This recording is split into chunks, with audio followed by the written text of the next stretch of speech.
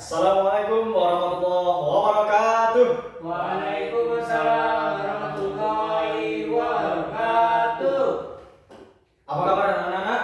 Alhamdulillah, luar biasa. Allahu Akbar.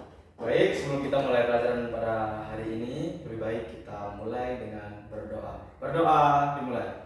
Bismillahirrahmanirrahim. Rabbis shrah li sadri wa yassir li amri wahlul 'uqdatam min lisani yafqahu qawli walhamdulillahi rabbil Alamin.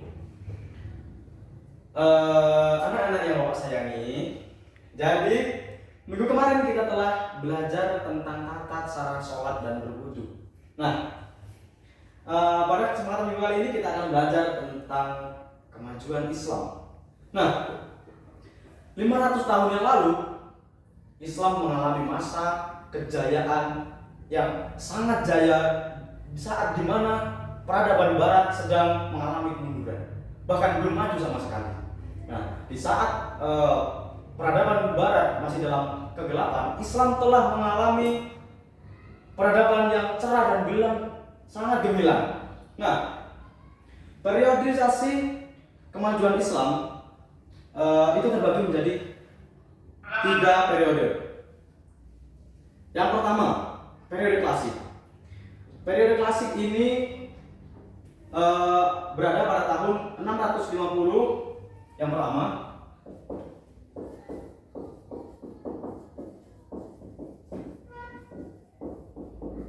Periode klasik dimulai dari tahun 650 Masehi sampai 1250 Masehi.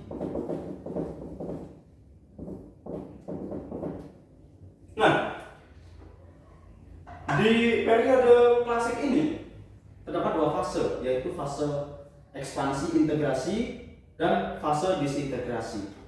Kemudian memasuki periode pertengahan, yaitu pada tahun 1250 sampai 1800. Yang kedua yaitu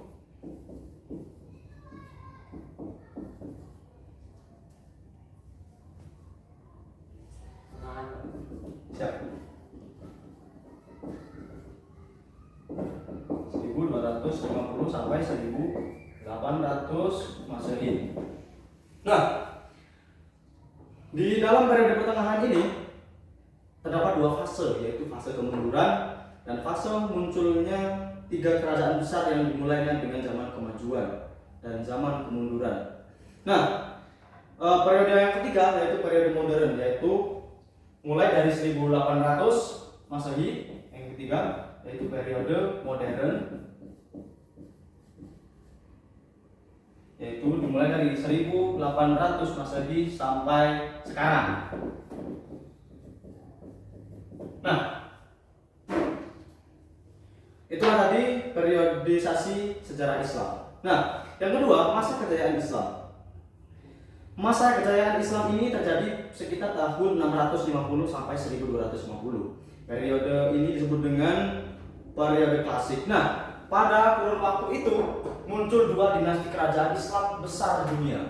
Yang pertama yaitu Bani Umayyah, atau kerajaan Bani Umayyah atau Daulah Umayyah.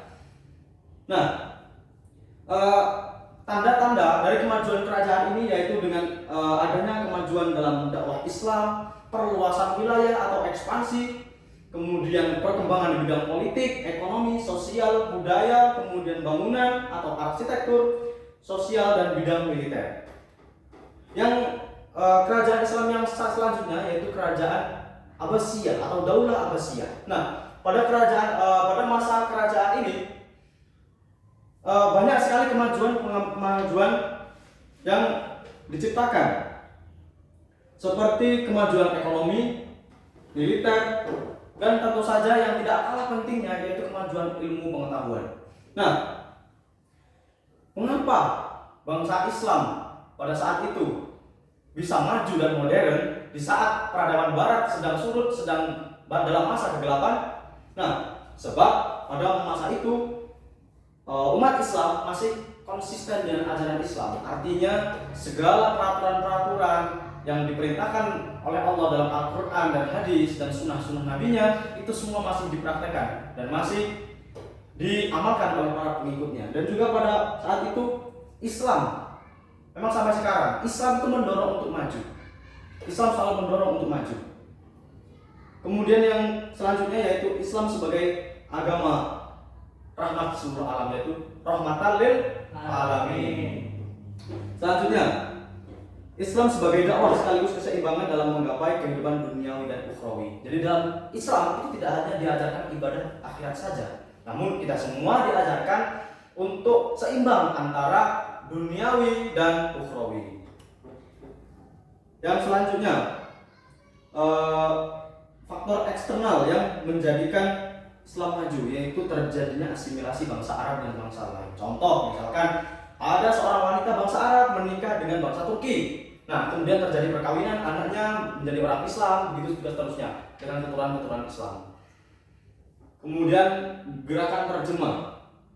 Nah, pada periode itu banyak sekali gerakan penerjemahan kitab asing. Jadi dari kitab-kitab Yunani, kemudian dari bangsa-bangsa lain seperti bidang astronomi, kedokteran, filsafat, kimia, dan sejarah diterjemahkan dalam bentuk bahasa Arab. Tujuannya apa? Supaya bisa dipahami oleh seluruh bangsa Arab dan umat Islam tentunya. Kemudian selanjutnya bisa dilihat di halaman 74 di buku adik-adik semua. Nah, dari gerakan-gerakan Islam di atas muncullah ulama-ulama besar, ulama-ulama yang menjadi ilmuwan Islam pada saat itu. Seperti dari bidang filsafat, seperti ada Al-Kindi, Al-Farabi, Ibnu Bajjah, Ibnu Tufail, Ibnu Sina. Nah, Ibnu Sina ini bukan hanya ahli filsafat saja, namun beliau juga ahli kedokteran. Beliau juga termasuk orang yang sangat berperan dalam ilmu kedokteran. Kitabnya menjadi rujukan dunia pendidikan kedokteran di Eropa. Salah satu contoh kitabnya adalah Qanun Fittib, yaitu tentang ensiklopedia kedokteran. Yang salah satunya menemukan bahwa jahit untuk manusia itu menggunakan senar yang dibuat dari usus kucing. Kemudian selanjutnya bidang kedokteran ada Jabir bin Hayyan, Urain bin Ishaq, Tabib bin Qura, Ar-Razi atau Rezes. Yang selanjutnya bidang matematika ada Umar, Farukhan, dan Al-Khawarizmi. Bidang astronomi Al-Farazi, Al-Ghatani. Kemudian bidang seni ukir Badr dan Tarif, ilmu tafsir Ibnu Jarir, At-Tabari, kemudian ilmu hadis seperti Imam Bukhari yang kitabnya sudah terkenal yaitu kitab Sahih Bukhari, kemudian Imam Muslim seperti kitabnya Sahih Muslim, Ibnu Majah, Abu Dawud, dan Tirmizi. Nah, selanjutnya kita akan bahas tentang tokoh-tokoh pada masa kejayaan Islam. Yang pertama, Ibnu Rusyid. Nama lengkapnya adalah Abu Walid Muhammad Ibnu Rusyid, lahir di Cordova. Nah, beliau ini ilmuwan Islam yang tidak mempelajari agama saja, namun ilmu dunia dan akhirat dipelajari semua. Nah, Ibnu Rusyid ini ahli dalam bidang fikih, ilmu kalam, sastra Arab, matematika, fisika, astronomi, kedokteran, filsafat. Nah, jadi seorang ulama Islam yang multi talent, yang serba bisa. Yang kedua, Imam Al-Ghazali. Imam Al-Ghazali ini beliau lahir di desa Ghazalah, dekat Tus, Iran Utara. Di sebelah sana tahun 450 Hijriah. Nah,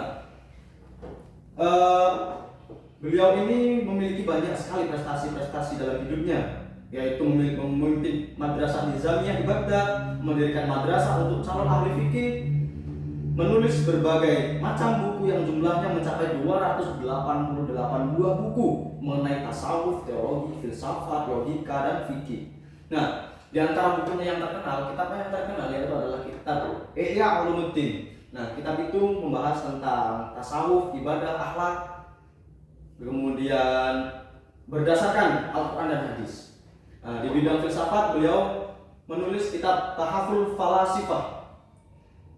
Nah, Imam Al-Ghazali ini juga orang yang sangat berpengaruh dalam dunia Islam sehingga mendapat gelar Hujjatul Islam atau bukti kebenaran Islam. Yang selanjutnya Al-Kindi.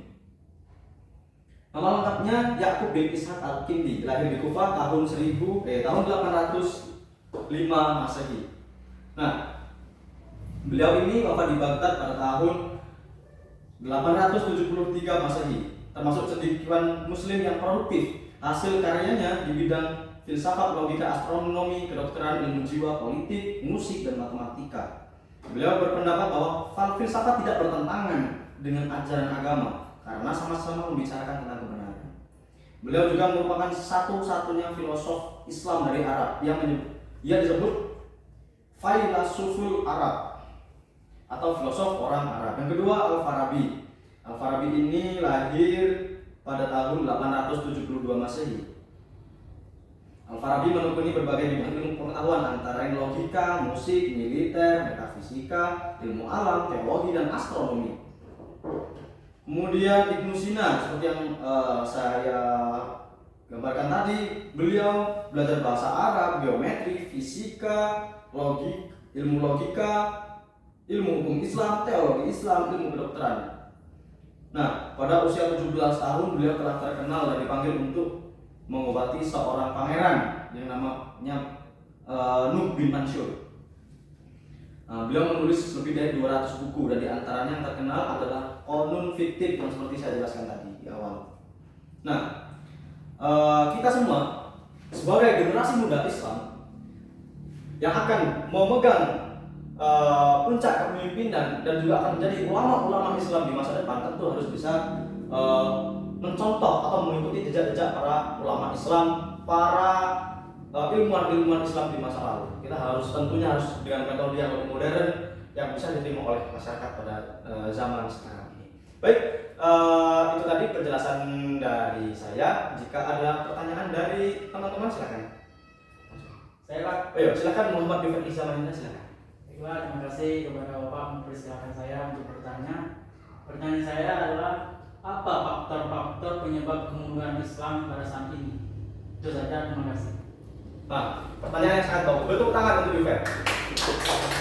Nah, kenapa Islam sempat mengalami kemunduran? Banyak sekali faktor-faktor yang menyebabkan mundurnya Islam. Yang pertama, dahulu Islam itu bersatu menjadi sebuah daulah atau kerajaan yang besar. Contohnya Bani Umayyah dan Bani Abbasiyah.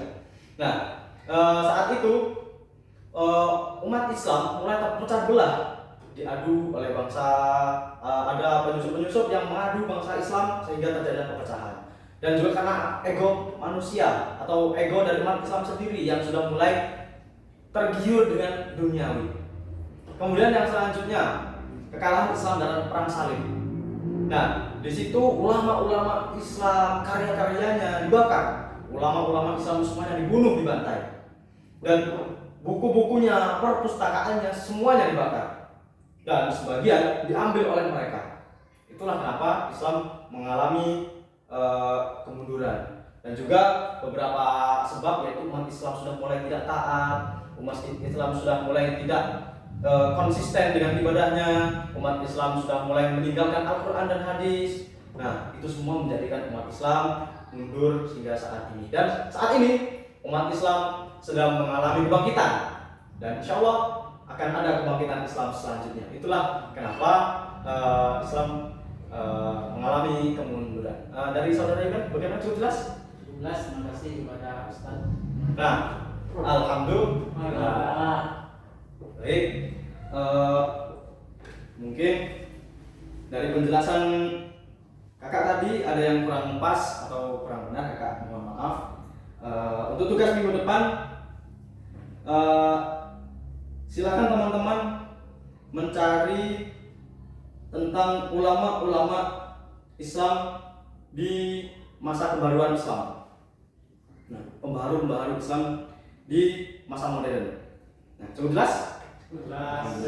Baik, karena sudah jelas, mari sama-sama kita tutup pelajaran ini. Sebelum itu mari kita berdoa. Berdoa dimulai. Bismillahirrahmanirrahim. Wal 'ashri innal insana lafi khusrin illa alladziina aamanu wa 'amilus shalihati wa tawashaw bil haqq wa tawashaw bis sabr. Walhamdulillahi rabbil alamin. Baik, mari sama-sama kita akhiri. Wassalamualaikum warahmatullahi wabarakatuh. Waalaikumsalam warahmatullahi wabarakatuh.